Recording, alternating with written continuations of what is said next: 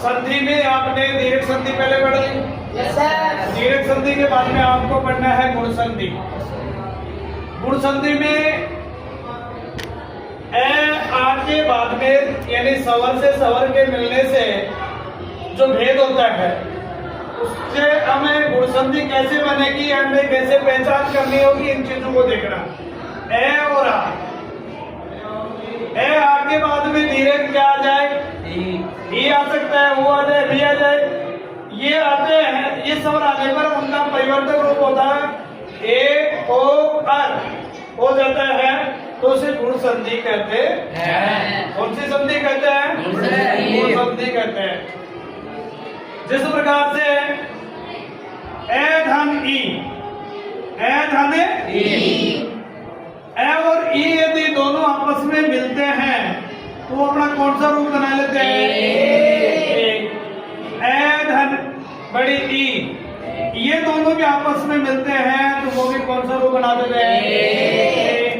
ए धन उ, ये आने से क्या बनता है? ओ। ए धन बड़ा उ, ये आने से भी कौन सा रूप बनता है? ओ। आ धन उ, इससे भी क्या बनता है? ओ। आ धन और री, इनको मिलाने से अर शब्द निकलता है। क्या निकलता है?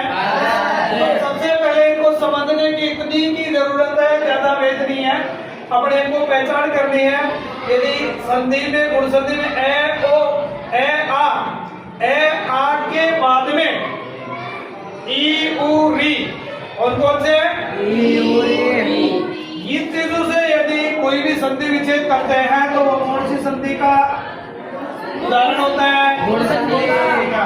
जैसे ए और आ, धने क्या आया?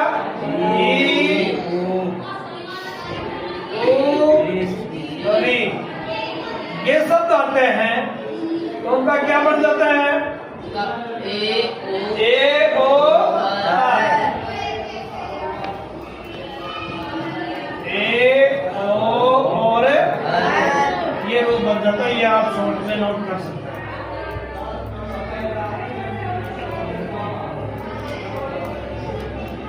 कर लो।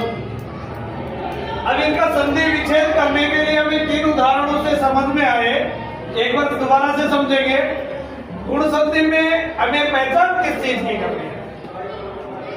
गुण संधि में स्वर से स्वर को मिलेंगे, लेकिन स्वर कौन से स्वर आ रहे हैं आपस में, जिससे भी ये पता चले कि ये गुण संधि है।